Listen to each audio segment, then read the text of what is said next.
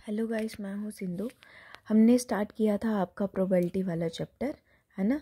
अब उसमें हमने कल बेसिक देखा था कि प्रोबेबिलिटी क्या होती है और उसका हमने क्या देखा था। हमने देखा था पॉसिबल इवेंट क्या होता है, इम्पॉसिबल क्या होता है।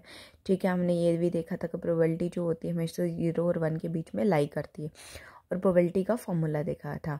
अब इसका थोड़ा सा हम और देखेंगे, मतलब कौन कौन से इवेंट जो है प्रोबेबिलिटी में अकर करते हैं वो देखेंगे। उसके बाद हम क्वेश्चन आंसर एग्जाम्पल्स के ऊपर चलेंगे। ठीक है, तो सबसे पहला है हमारे पास आता है सर्टेन इवेंट। ये हमने कल भी पढ़ा था। सर्टेन इवेंट या फिर हम बोलते हैं श्योर इवेंट। ये कौन से इवेंट होते हैं जिनकी गारंटी है कि ये चीज़ होनी ही होनी है ना। जैसे आपको पता है कि डेली क्या होगा, सनसेट भी होता है और सनराइज भी होता है ना। या फिर हम क्या करते हैं, लाइट को, स्विच जो है लाइट का, अगर उसको मतलब प्रेस करेंगे, ऑन करेंगे तो लाइट ऑन हो जाएगी, ऑफ करेंगे तो ऑफ होगी। गारंटी है कि ये चीज़ होनी है, या लाइट ऑन होगी या फिर क्या होगी, ऑफ होगी। ठीक है, तो कुछ चीज़ें जो हैं वो श्योरिटी होती है, गारंटी होती है कि ये चीज़ होनी ही होनी है। वो कौन से हमारे पास इवेंट होते हैं, सर्टेन इवेंट या फिर हम बोलते हैं श्योर इवेंट होते हैं। ठीक है, अब उसके बाद सेकंड हमारे पास लाइकली इवेंट। अब लाइकली इवेंट कौन से होते हैं, लाइकली इवेंट वो वाले होते हैं, वो इवेंट जिनकी प्रोबेबिलिटी क्या होती है, हाइयर रहती है। फॉर एग्जांपल, जैसे आप अगर क्या करोगे, अच्छे से हार्डवर्क करोगे तो मतलब आपको चांसेस रहते हैं, हाइयर चांसेस रहते हैं कि आप जो है एग्ज़ाम में अच्छे से स्कोर करोगे, है ना। तो उसकी प्रोबेबिलिटी क्या रहती है, हाइयर रहती है।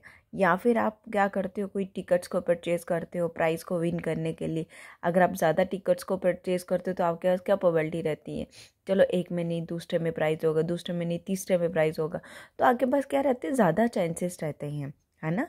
तो जिस जिस चीज़ में, जिस इवेंट में ज़्यादा चांसेस रहते हैं, ठीक है, वो कौन से इवेंट होते हैं, लाइकली इवेंट होते हैं। उसके बाद है अनलाइकली इवेंट। अनलाइकली इवेंट कौन से होते हैं, जिनकी प्रोबेबिलिटी क्या होती है, लोअर होती है, कम होती है। ठीक है, जैसे फॉर एग्जांपल मैंने अभी आपको बताया कि अगर आप अच्छे से हार्ड वर्क करोगे तो आप एग्ज़ाम में अच्छा स्कोर करोगे। अगर आप हार्ड वर्क नहीं करोगे तो चांसेस क्या रहेंगे, आप एग्ज़ाम में अच्छा स्कोर नहीं करोगे। तो ये कौन सा इवेंट हो गया, अनलाइकली इवेंट हो गया। या फिर हम बोल सकते हैं कि क्लाउडी डे है, ठीक है, बारिश हो रही है और बारिश में आपको बोलो कि मुझे स्टार दिखाई दे, तो ऐसा पॉसिबल ही नहीं है ना, है ना। तो हो भी सकता है, नहीं भी हो सकता, बादल अगर चले जाए तो मे बी आपको एक दो स्टार दिख जाए। ठीक है, तो ये कौन से है, इस केस में जो हमारी प्रोबेबिलिटी रहती है, जो हमारी चांसेस रहती हैं वो कम होते हैं। वो कौन से इवेंट होते हैं, अनलाइकली इवेंट होते हैं। उसके बाद है इम्पॉसिबल इवेंट। ये मैंने कल आपको पढ़ाया था। इम्पॉसिबल इवेंट कौन से होते हैं, जो कभी होना पॉसिबल ही नहीं है ना।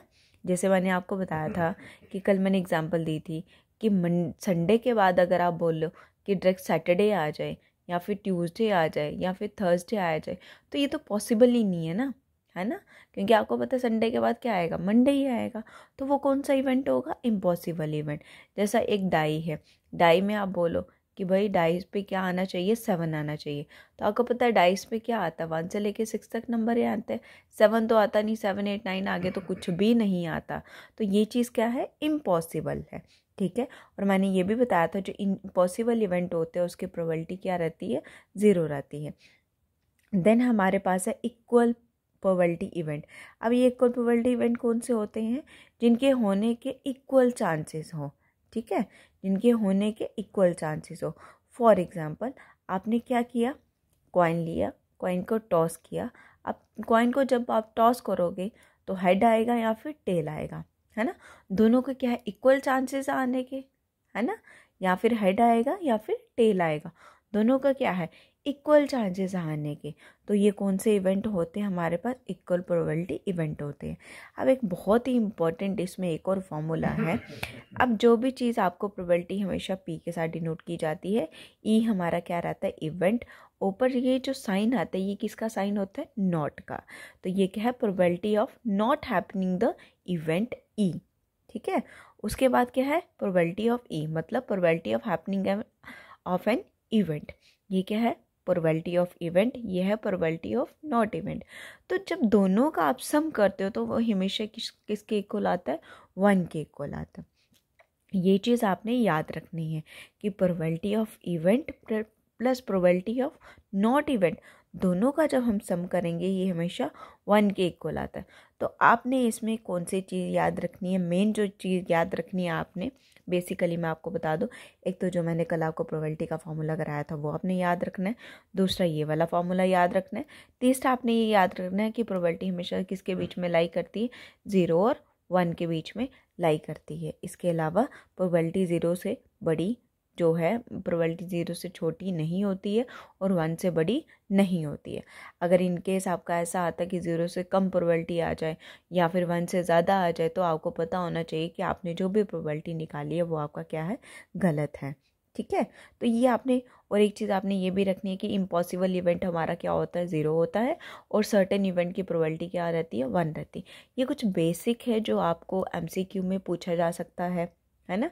1 नंबर के आपको पता है MCQ तो आने ही है, तो उसमें क्या पता पूछा चल रहा है कि भाई बताओ इम्पॉसिबल इवेंट की प्रोबेबिलिटी क्या होती है, सर्टेन इवेंट की प्रोबेबिलिटी क्या होती है, ठीक है, या फिर प्रोबेबिलिटी किसमें किसके बीच में लाई करती है।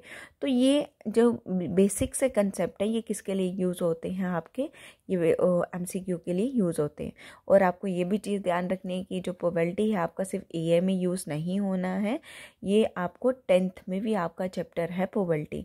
अगर अभी ये थोड़ी सी बेसिक चीज़ समझ लोगे तो 10th में आपको दिक्कत नहीं आएगी। ठीक है, अगर इसके रिलेटेड कोई भी डाउट है तो आप मुझे कमेंट सेक्शन में मैसेज कर सकते हैं। ठीक है, और कल हम देखेंगे कुछ प्रोबेबिलिटी की क्वेश्चंस। ठीक है, उस पर थोड़ा फोकस करेंगे। ठीक है, ओके, थैंक यू।